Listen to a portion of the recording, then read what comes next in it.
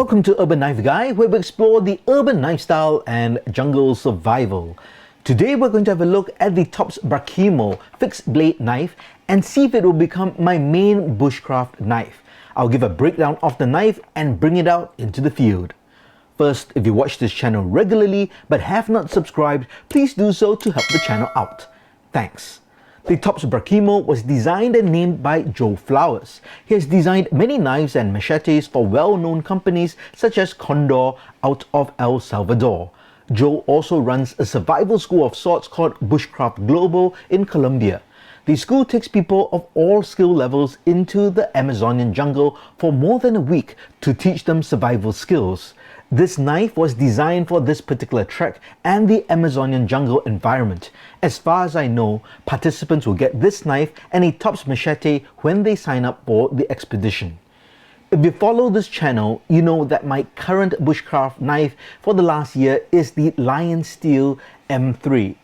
This is a 4.13 inch long blade. It's got a full tang and it's made with Nylock stainless steel. It's also got black micarta scales. I've done a few videos on this knife and you can check out my recent video on fieldcraft with the M3. After using this knife that has a full flat grind and stainless steel, I was interested in exploring a high carbon steel knife with a scandi grind, which is a preferred grind by many people for a bushcraft knife. As such, I wanted to find a high carbon steel knife with a scandi grind. I shortlisted my search to two knives, and they're both Tops knives. One is the Tops Fieldcraft knife by the Brothers of Bushcraft, and the second is this knife, the Tops Brakimo. I'll explain why I chose the Brakimo as we look at the knife in detail. Well, first, the thing that struck me was the packaging. It didn't come in a box, it just came in this sealed plastic bag like this. So I found that quite interesting. This is actually my Tops knife, so I'm not sure if all Tops knives just come in this simple form. You can let me know in the comments below. But in all other knives that I've bought, it always comes in at least some kind of the box, and the quality of the box might differ. Then it got me thinking, maybe this is because people in Joe Flowers' expedition gets this when they attend the course, and maybe a box would just be impractical because you're going on a trek, you can't be carrying a box, so it'll be wasteful if you just have a box. People would take out the knife and throw away the box, and that's why you might have a very simple plastic bag like that, and it's still sealed. So I'm gonna take my knife, now let's just open that up.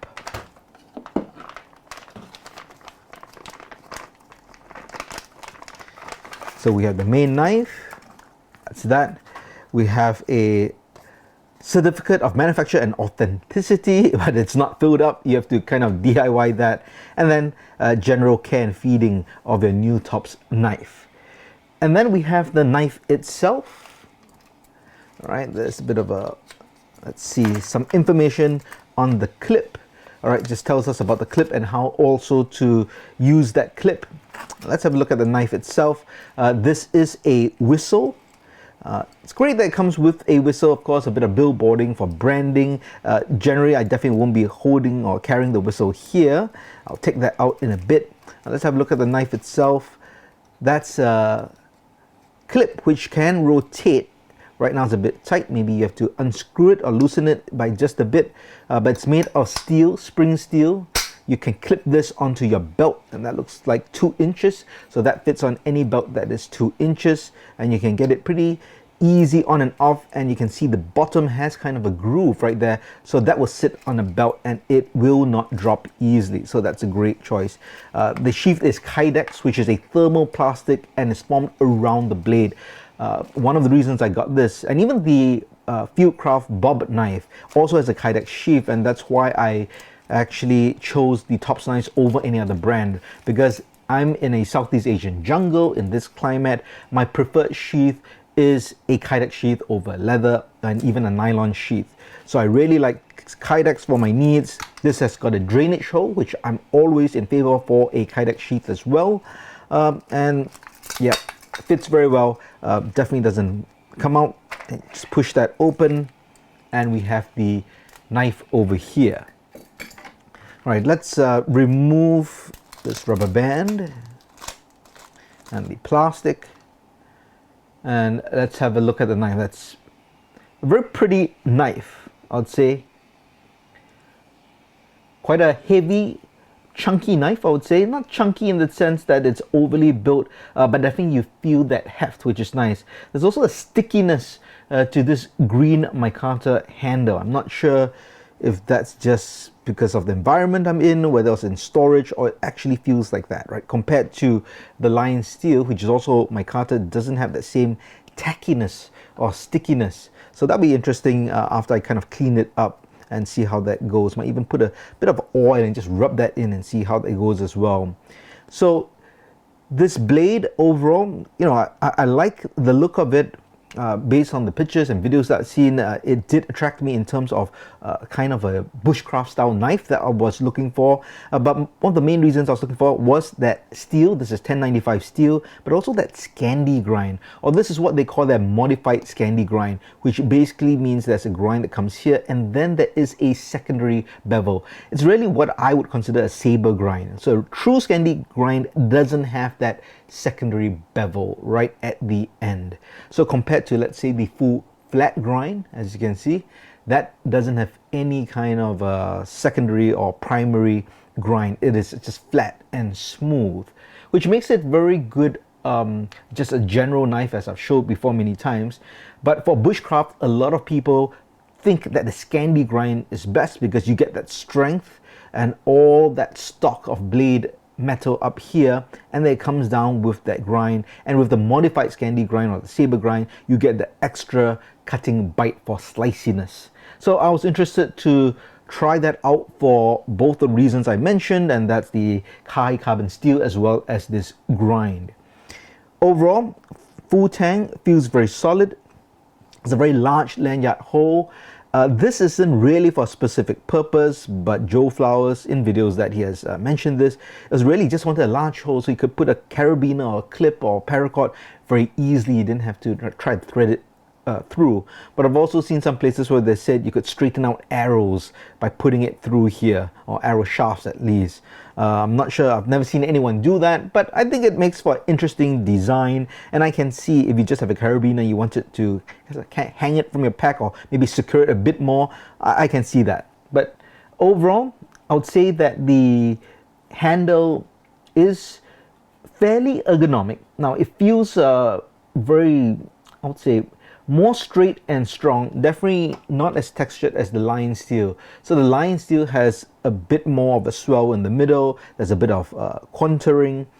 This one does have scallops over here, like for the thumb, and overall, you know, just at this tabletop review, I mean, it feels fine, but when I go out into the field, I'll really know how well this feels in the hand. I mean, in terms of the handle size, absolutely no problem. I have small to medium hands, so that obviously won't be a problem. And there's no jimping here as well. You notice the Tops bob knife has jimping, and a lot of people have said that's very aggressive jimping. So when they choke up and put their fingers on the jimping and they try to do fine work, it actually hurts the thumb. So I decided that was one factor I took away from that. You notice the Lion Steel does have jimping here, but it is not aggressive at all. It's quite spaced out, and you can press down without hurting your thumb. The other thing over here in the micarta handles, you have that bow drill divot over here. And this is if you want to start a friction fire. For the Bob's knife, the other Tops Fieldcraft knife, it does have a bow drill divot, but it's off nearer to the end. So when you kind of hold it, it's not as well balanced.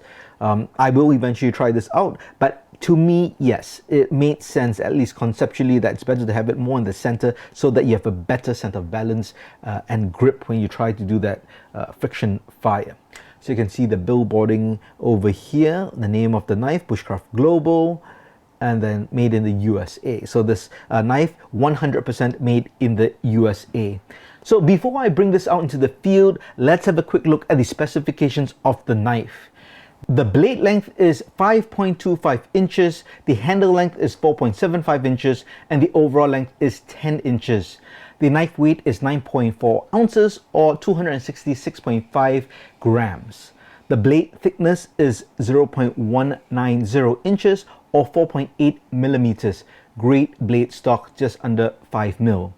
Now, the blade finish is a tungsten Cerakote, and that's really just over here at the top, and this top part, which is a darker gray, as you can see, and that's really to help with rust prevention, or at least lower the rusting that might happen. You still have to maintain this bottom part where the scandi grind is. Now, the blade steel is 1095, that's high carbon steel, and it's got a hardness of 56 to 58 HRC. Now, 1095 is part of the 10 series of steel. In the case of 1095, the first digit 1 refers to carbon, the second digit 0 means that there's no second main element used in the alloy. For the two last digits, 95, refers to 0.95%, which gives us 0.95% of carbon. It has good edge retention, but of course not as good as stainless steels and super steels. But it is tough and more than adequate for bushcraft. Now, the main criticisms of 1095 or high carbon steel in general is that it has low corrosion resistance and is prone to rust. However, practitioners know that if you use the knife regularly and keep the blade dry and clean after use, rusting in the field is generally not an issue. One thing I should mention is that a steel for a knife is only as good as the heat treatment. In the case of Tops, they are well known to do a very good job with the heat treatment of their 1095, and it is time tested and audience tested. This is one reason why you should generally always get a knife from a reputable brand, especially for hard use. Now, what appeals to me most about this particular knife was that it was designed for the Amazonian jungle. As I'm in the Southeast Asian jungle, which has strong similarities in terms of environment and conditions, the tasks and work I required from the knife would pretty much be very similar. So enough of this tabletop review, it's time to bring the Brakimo into the jungle, and I'll wrap up the video there. This fallen branch here is about 4 inches thick. So we're going to just chop into it and see what sort of chopping power the Brakimo has. And I'm going to use the pinky lanyard to help me as I do the chops.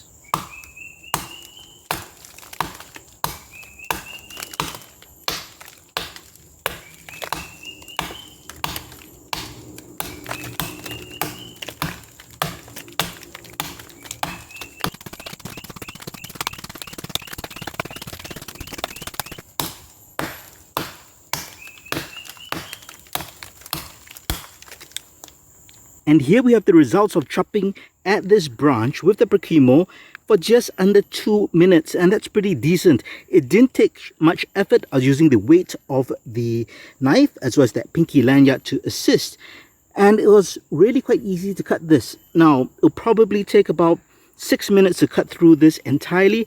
I didn't want to do it. I just wanted to test out the capabilities, and I know in a survival situation I can use the Brakimo to chop. But in my usual task for bushcraft, I'll use the silky saw for this.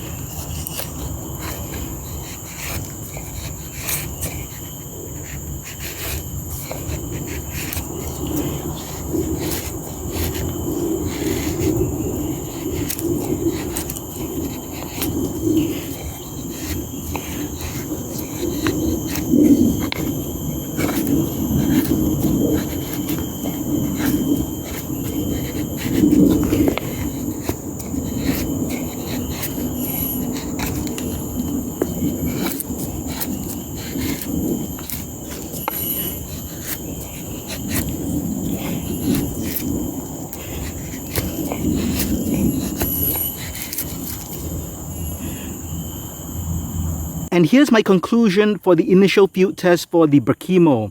I think it is a beast. In fact, compared to my usual line steel M3, this seems to perform better.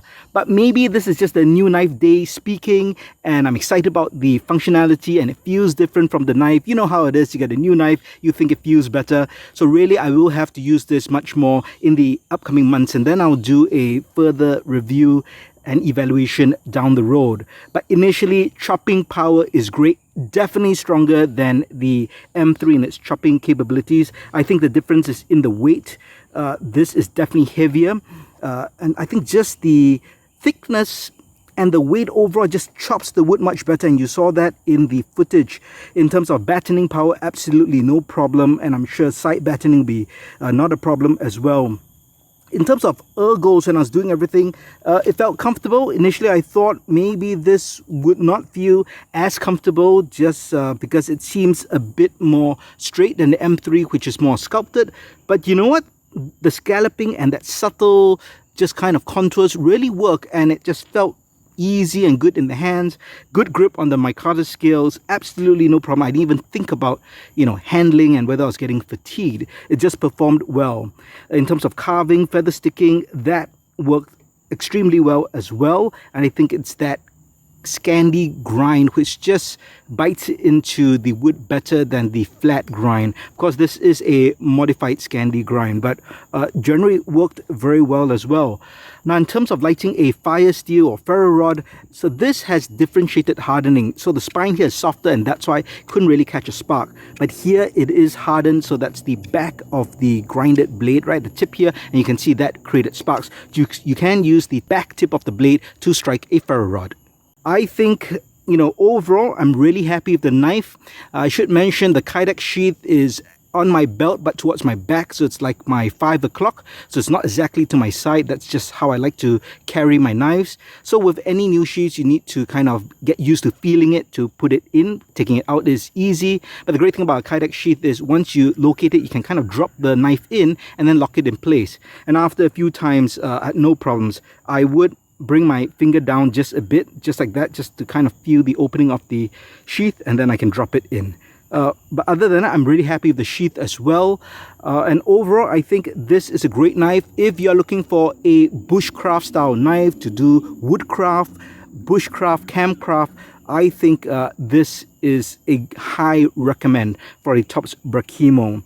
Now, this is high carbon steel, so I will go back to maintain it, clean it up and oil it, and we'll see how it lasts. And I'll come back in a couple of months to give you kind of my evaluation and thoughts on this knife. I hope you enjoyed this video. If you liked it, please give it a thumbs up, and if you like the content in general, please subscribe to the channel and hit that notification bell. Thanks for watching. Talk to you soon.